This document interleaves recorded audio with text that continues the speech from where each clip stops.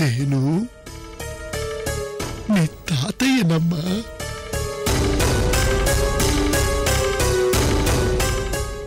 మీరు నాకు తాతయ్య?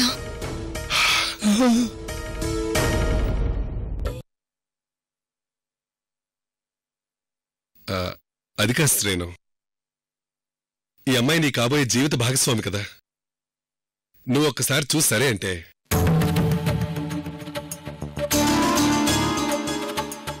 వద్దు నాన్న, మీరింకేం నాకు చెప్పొద్దు. నా మనసేం బాలేదు.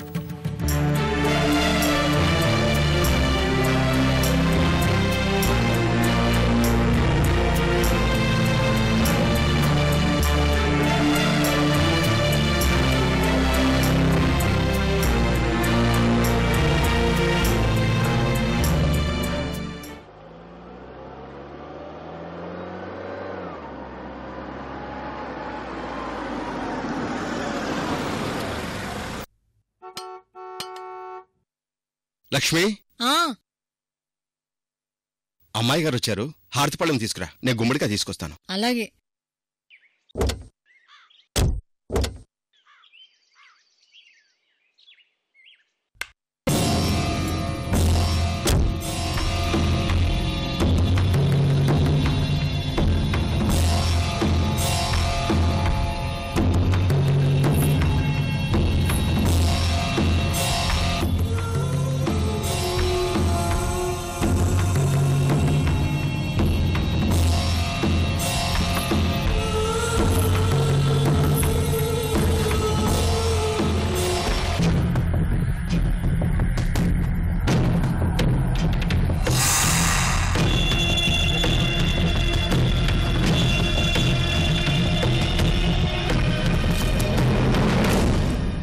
మన ఇంటికి వచ్చేసావమ్మా.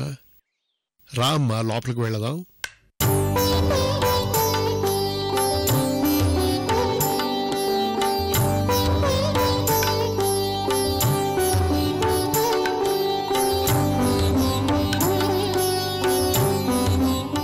ఒక్క క్షణం అమ్మాయి గారు.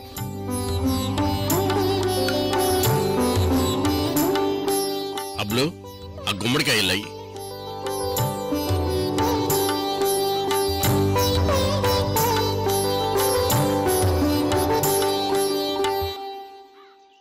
ఏమీ లేదయ్య గారు, అమ్మాయి గారికి మీదట ఏ దిష్టి తగలకుండా ఉండాలి కదా.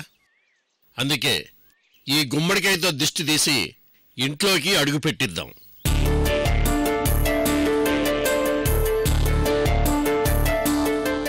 పసుపు కుంకుమ పెట్టండి.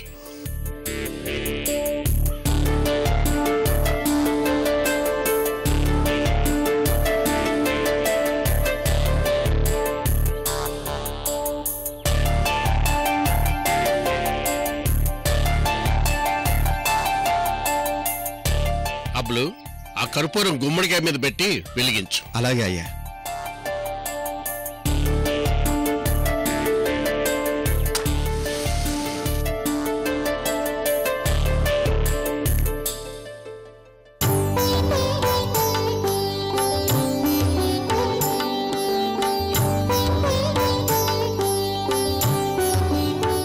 అబ్లు, అయ్యా. ఇప్పుడు ఇంట్లో అడుగుపెట్టమ్మా. రామ్మా.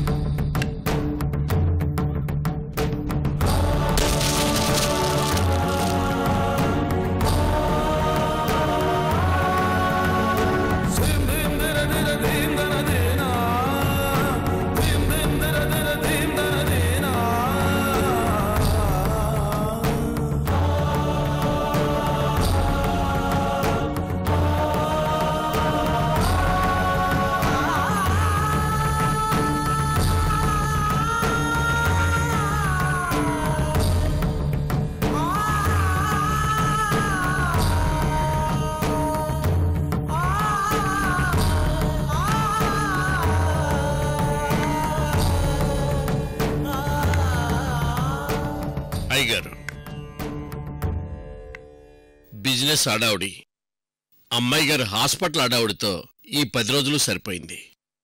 ఇంటికి వెళ్ళి వారం రోజులైంది.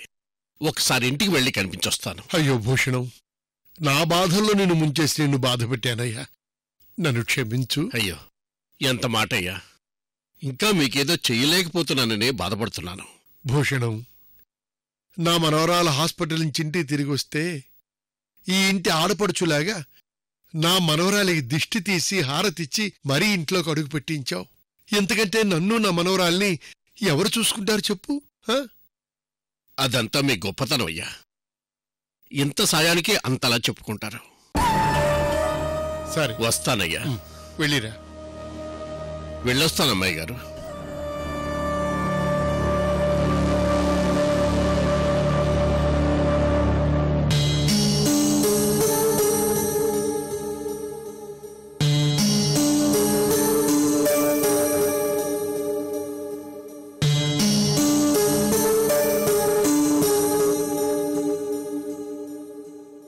అమ్మాయి గారేంటి ఈ ఇంటిని మనుషుల్ని కొత్తగా చూస్తున్నారు? కుక్కకే విశ్వాసం ఉంటుందంటారు గాని ఇలాంటి వాళ్ళని చూస్తుంటే కుక్క కంటే మనిషికే ఎక్కువ విశ్వాసం ఉంటుందనిపిస్తుందమ్మా.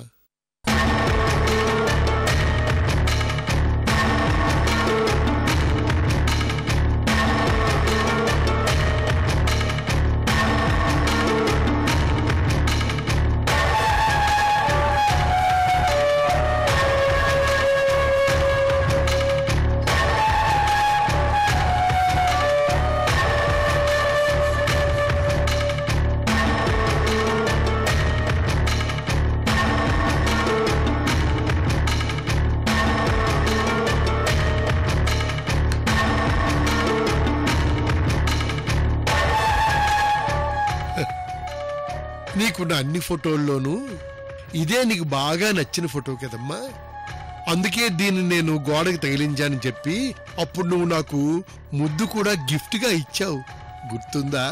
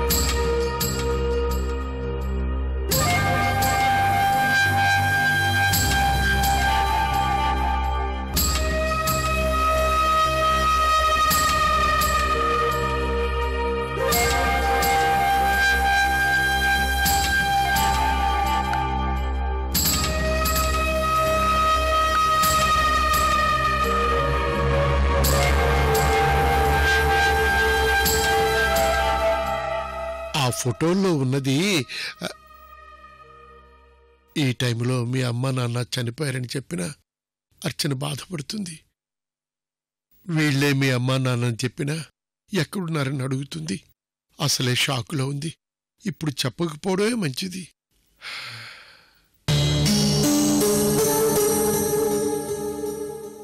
ఆ ఫోటోల్లో ఉన్నది ఎవరో నీకు తర్వాత చెప్తానమ్మా. రామ్మా, నువ్వు రిఫ్రెష్ అవుదు గాని మనిద్దరం కలిసి భోంచేసి చాలా రోజులైంది. పదమ్మా.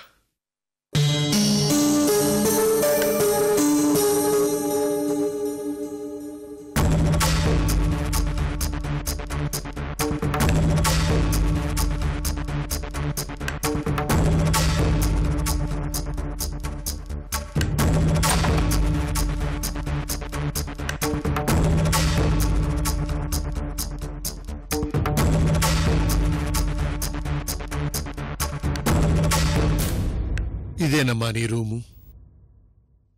రిఫ్రెష్ అయ్యి కిందకి రా, కలిసి భోంచేద్దాం. సరేనా?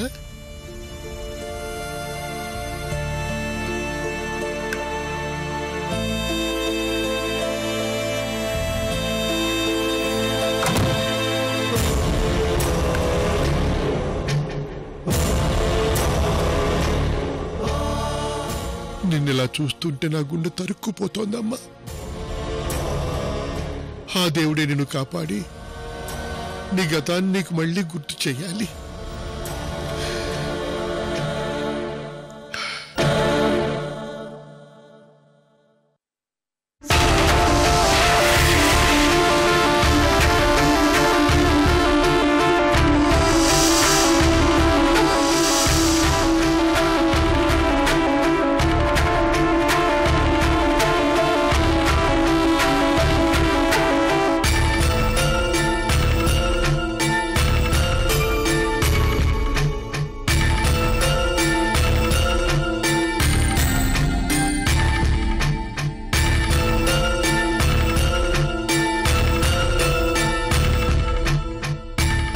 అసలేమైంది నాకు? నా రూమ్లో ఏది చూసినా ప్రతిదీ నాకు కొత్తదిలాగే కనిపిస్తుంది. ఎవరిని చూసినా ఇంతకు ముందు పరిచయం లేనట్టే ఉంది. ఎవరి మాటలు అర్థం కావడం లేదు.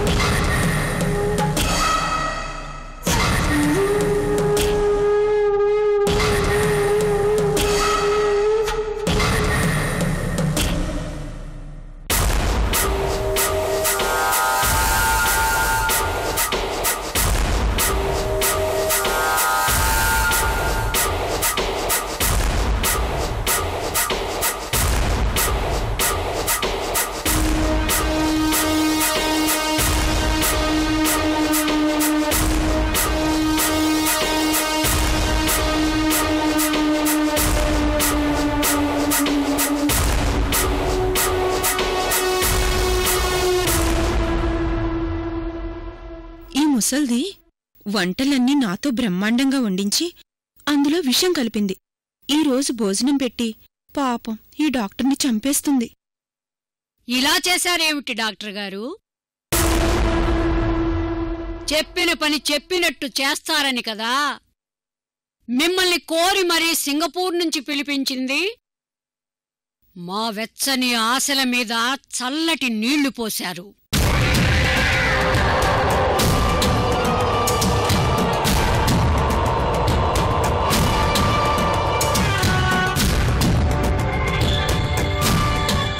సారీ బామ్మగారు. మీ సారీలు మాకు అవసరం లేదు. చేస్తాము అన్న పనిని ఎందుకు చెయ్యలేకపోయారో అది చెప్పండి చాలు.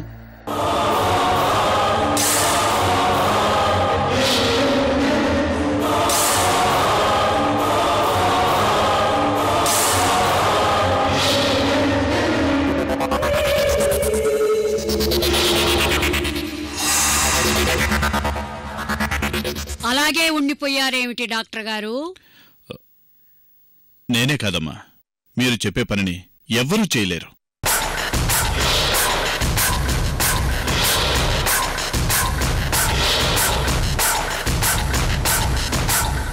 నేను చెప్పేది నిజం బామ్మగారు.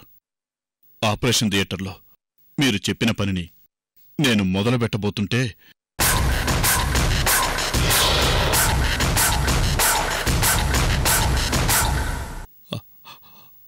ఆ అమ్మాయి కలకత్తా కాళికామాతల మెరుపులా కళ్ళు తెరిచింది.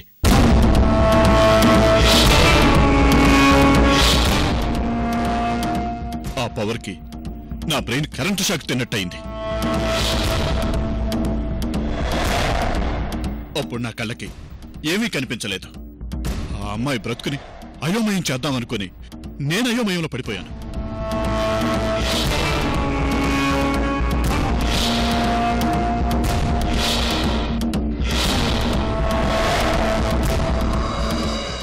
అప్పుడు నాకేమైందో నాకే ఏమీ తెలియలేదు బామ్మగారు. అలాంటప్పుడు ఆ అమ్మాయి నేనేం చేయగలను చెప్పండి? ప్లీజ్ మీ డబ్బు మీరు తీసుకోండి. ఆ అమ్మాయిని తలుచుకుంటేనే పిచ్చెక్కిపోతుంది.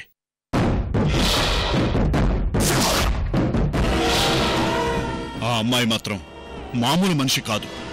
ఆమెలో ఏదో తెలియని గొప్ప పౌరుందనిపిస్తుంది.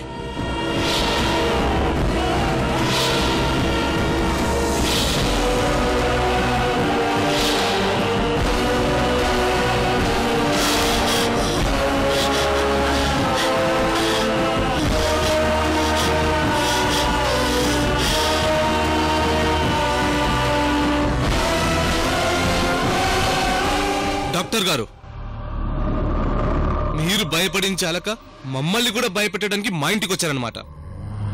స్పృహలో లేకుంటే ఐసూల్లో పడిన దానికి సూపర్ పవర్స్ ఉన్నాయంటే ఎలా? ఆగరా మనవడా, మన మేలు కోరే డాక్టర్ గారు నిజం చెప్తున్నారో అబద్ధం చెప్తున్నారో మనకనవసరం. నిజాయితీగా మన డబ్బుల్ని మనకి తీసుకొచ్చిచ్చారు, అది చాలు మనకి. ఇంటికొచ్చిన అతిథిని స్వయంగా విష్ణుమూర్తిలా భావించి ప్రేమగా ఆదరించి కడుపారా భోజనం పెట్టి పంపించే వంశం కదరా మనది.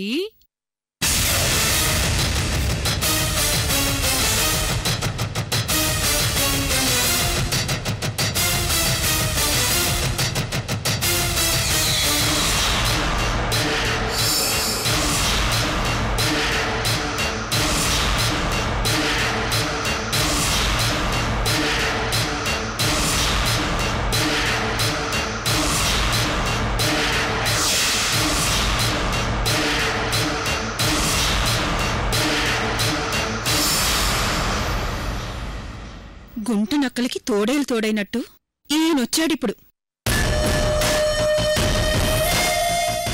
డాక్టర్ గారు, మీరేం చేయలేకపోయినా మా టైం బాగుండి మాకు మేలే జరిగింది. అవునమ్మా, అర్చనకి మతి పోయింది. కొంపదీసి ఈయనకు మతిపోలేదు కదా? ఇప్పుడే హాస్పిటల్ నుంచి ఇంటికి తీసుకొచ్చాం. ఇప్పుడు అర్చన గతం మొత్తం మర్చిపోయింది. నువ్వు చెప్పింది నిజమా భూషణం?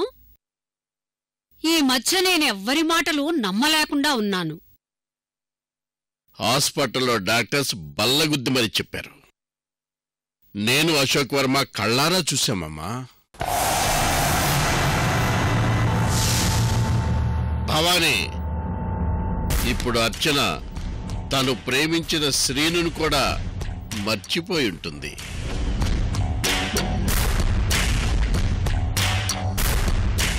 ఏం డాక్టర్ గారు, మావాడు నాతో చెప్పి చంకలు గుద్దుకుంటున్నది నిజమేనా? 100% నిజమే అయ్యుండొచ్చమ్మా. ఆ అమ్మాయి బ్రెయిన్కి పెద్ద షాక్ తగిలింది. ఆ అమ్మాయికి చేసిన టెస్టులు, స్కానింగ్, రిపోర్ట్స్ అన్నీ చూస్తే ఆమె గతం మర్చిపోయే ఛాన్స్ ఎక్కువగానే ఉంది.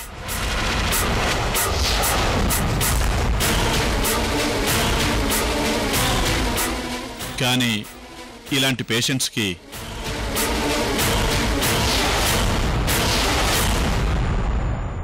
ఏ క్షణంలోనైనా గతం గుర్తొచ్చే ఛాన్సెస్ కూడా ఎక్కువగానే ఉన్నాయి.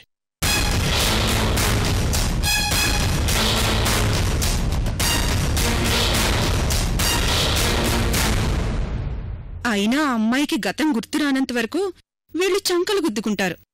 గతం గుర్తొచ్చాక వీళ్ళని వీళ్లే గుద్దుకుంటారు. మరి నేను వెళ్ళరానా అండి?